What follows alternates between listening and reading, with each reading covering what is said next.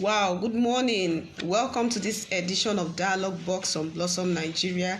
And definitely we know that in every sector of the Nigerian economy, things are moving on and making the necessary progress. A lot of challenges are still being recorded in the food sector. A lot of complaints of increase in price, and even with the farmers, still a lot of complaints about they have not realized the profit as much as they will want to, so they are also asking the government to intervene. So even with that, we know that progress is being made, and for us, we are Dialogue Box and we are talking the nation in the right direction. So with that, you are welcome to this morning's edition of Dialogue Box, and that is we are going straight into the human rights section, where we are trying to appeal for the life of a Nigerian musician based in Kano State that was sentenced to death for singing a song that was considered blasphemous to the Prophet Muhammad. So we are working with the information available to us, and we are saying that even though the Sharia court in Kano State has already sentenced Sharif, his full names are Yahaya Sharif-Aminu, to death, a lot more can be done to rescue the life of that 22-year-old young man, and whatever it is that has led to that sentence, it can be reversed with the right appeal. So that's what we are asking Nigerians to do, even though we are not saying he did the right thing because he sang a song that was considered blasphemous, but the death sentence can be reversed. All right, we'll just give you some background details, and we'd like you to join us in the conversation this morning. We have our phone numbers 0803-088-7339 and 09052525107. And don't forget that you can also reach us on our YouTube channel, and you can share. You can also be a subscriber. Then on our website, you can visit any day, anytime, www.BlossomNigeria.com. So this morning, we'll just give you a brief background detail about the Nigerian singer that was condemned to die for singing a song that was considered blasphemous. He's in the northern state of Kano, and as we have been told, he's 22 years old, and an upper Sharia court in the Hausa Film Hockey area of the state said that 22-year-old Yahaya Sharif-Aminu was guilty of committing blasphemy for a song he circulated via WhatsApp in the month of March. So since states across the Muslim majority northern Nigeria use both secular law and Sharia law, which does not apply to all Muslims, the question is, should Yahaya Sharif-Aminu die for a law that does not apply to him? That's if you look at it from the sense that even though he is a Muslim, but he's not a Muslim in that sense of using the Sharia law from the angle of the legal aspect. He can still be considered from the Supreme Court, the appeal court, but there are still talks circulating in the social media that he has been denied access to lawyers, appeal lawyers, or lawyers that can help him get a reverse of the order from the appeal court. So critics have also said that the song was blasphemous as it praised an imam from the Tijani Muslim Brotherhood to the extent of elevating him above the Prophet Muhammad. So protesters had earlier burnt down his family home and gathered outside the headquarters of the Islamic police known as Hisbah, demanding action against him. The leader of the protesters that called for the musician's arrest in the month of March, Idris Ibrahim, had told the British Broadcasting Corporation BBC earlier that the judgment will serve as a warning to others contemplating towing Yahaya's path. According to him, when I heard about the judgment, I was so happy. That's the guy that is championing the cause against Yahaya, who is telling BBC that he was so happy when he heard the judgment.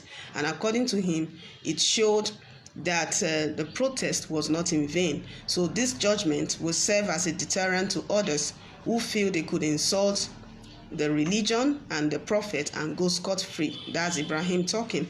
So though he's also known as an Islamic in that sense, some call him an Islamic gospel musician. He's not well known in northern Nigeria, and his songs were not popular outside the Tijani sect, who have many of such musicians within their ranks. So we all know that several sentences have been passed in the Sharia system, including for women convicted of having extramarital affairs. Cases have been causing widespread condemnation, but only one has been carried out. That's a man that was convicted of killing a woman and had 2 children who were hanged in the year 2002. So the last time a Sharia court passed a death sentence was in 2016, when Abdulaziz Iyas was sentenced to death for blaspheming against Islam during a secret trial in Kano. So the Sharia system is still on.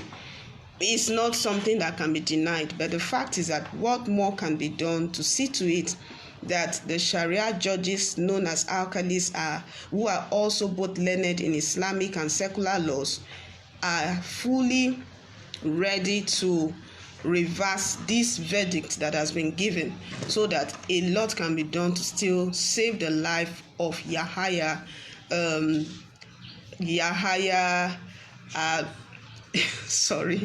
the life of Yahaya for his blasphemy against Prophet Muhammad.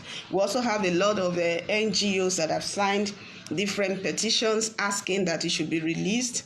Then the international organizations that are also asking for the release of singer Yahaya. And also we have different aspects of critics who are saying that the Vice President Yemi Osinbajo should have done, being that he should have spoken out against it or said something in line with maybe appealing for the life of the young man, but that his silence is considered consent.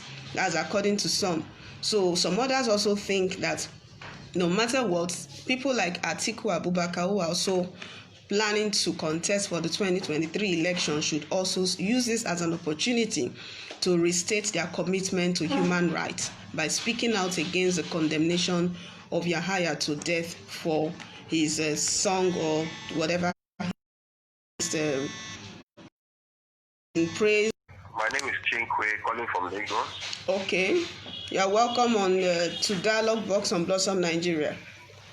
Okay, the topic for today, as regards our young man, Yahaya Sharif-Aminu. Okay. It's an interesting one, but it's a difficult one too. Okay. You understand? It's an interesting one and a difficult one.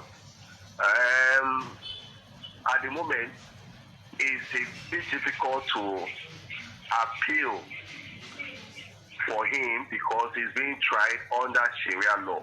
Okay. And Sharia law speculated or typified that if you blaspheme against Muhammad or whatever, it is death penalty. So that is the situation on ground. Now, he is a Muslim, and that's why he's being tried under Sharia law. Okay. And the only way he can escape this trial is to denounce Islam. But denying Islam will also mean death penalty. Okay. So it's a lose-lose situation. You understand? Yeah. Now, other options that are available to him is to appeal to the Constitution of Nigeria that talks about freedom of speech. He can appeal in that area to the Constitution. Okay. So, but come to think of it, it's in a very difficult situation. Okay. And for me, I would like to appeal to our Muslim brothers. We know that the guy has done something that contravenes the Islamic law. But this is a young man that has future, whose future can also help in changing the lives of many. Okay. Whose future can help in promoting our nation, Nigeria. Whose future can help in implementing some policies that will be advantageous to the economy, to the society, and to the government. The young man is just 22 years old, and he has a long life ahead of him. So I appeal for our Muslim brothers to reconsider the verdict of death sentence. It can be punished any other way, but death sentence is the final. That means you are cutting a young man off from his peak, from his prime life at 22. So I want to say that the people should give it a consideration so that this thing should not continue. The man should just be it should be pardoned. That's the point. It should be pardoned. Okay. Thank you very much. All right. Thank you so much, Mr. Chukwu, for calling in from Lagos. And that was a very good point, that for the guy, it's a lose-lose situation, because even if he renounce or denounce Islam, he will still be punished for it. But whatever it is, we are asking that he should be pardoned and granted the release from that verdict, that judgment that is all about his death by hanging, and which we don't want to see, because we know Nigeria should be a country that should be fully in the line of human rights. So, sir, are you still there? Yes. Okay. Now, working with what the secular lawyers are saying, does he have a stand to still go for maybe an appeal court, maybe get lawyers that can still talk for him in an appeal court where that verdict can be reversed? The thing there is that he has not been given opportunity to appeal. Okay. That's the thing. That's where the issue is. He should be given an opportunity to appeal. It should not be denied. Everyone has the right to appeal. So it should not be denied the right to appeal. Okay. He should be given an opportunity to appeal. So if he's given an opportunity, he can still appeal to the Federal Constitution of Nigeria for freedom of speech and expression. And that can give him a waiver of death penalty. Okay. And it can result to any other punishment apart from death sentence. Okay. All right. Thank you so much, sir. We appreciate your call. All right. So now we are still on the topic for today, which is a major appeal to the Sharia court to reverse the death sentence that was passed on Yahaya Sharif-Aminu for singing a song considered blasphemous against Prophet Muhammad. And most of the proponents of the condemnation against Yahaya are of the view that he exalted one of the sect leaders against or higher than the Prophet Muhammad, which was very blasphemous to them. So now that the verdict has been passed, what should be done? Because right now, a lot were still hoping that one way or the other, the court will still give him the right of maybe pardon and ask him maybe a warning or something else that should be done, but not giving a death sentence automatically. So with this death sentence, it gives little or no room for saving Yahaya's life. But what can be done right now? We know that in the social media, several petitions have been going round asking people to sign. If you want the maybe the courts to reverse the judgment against Yahaya, sign this petition. And several people have already signed it, and it's a good one. But the question is, will the Sharia court respect the social media petition? Will they say because such petitions have been going around social media platforms, they should reverse their judgment? So that is why we're asking that it should be a major appeal at this point in time. All right, let's get some comments from here. Savior Nduka says, good morning, ma. Yahaya's case should be taken quickly to a federal high court. They have the right to upturn the judgment of Sharia courts. That's according to Savior. Then Yeshua Ibn says, but stupid laws should not be obeyed, for that is slavery. Why should a man be executed for speaking ill of a man who died 700 years ago? So this is a bit... does this stand agreeable to you? Should a man be executed because he spoke evil against Adolf Hitler? But you know, this is from Yeshua Ibn. He's not just referring to a political leader in that sense. But when we talk about Prophet Muhammad, he's referring to a major religious leader, and anything spoken against him is not taken lightly by the Muslim sect. So religion, he must have done wrong, but no matter what, pardoned. He can still be pardoned. So whatever you think about it, and do you think the petition that is going round should be enough ground for people to demand the release of Yahaya? Will it not result to a form of conflict? And if it does, what should be the way forward? Because we don't even want it to get to that point. So if people have spoken so much, has the Sharia system refined its laws to the point of obeying the majority views? So that's another angle we can look at it from.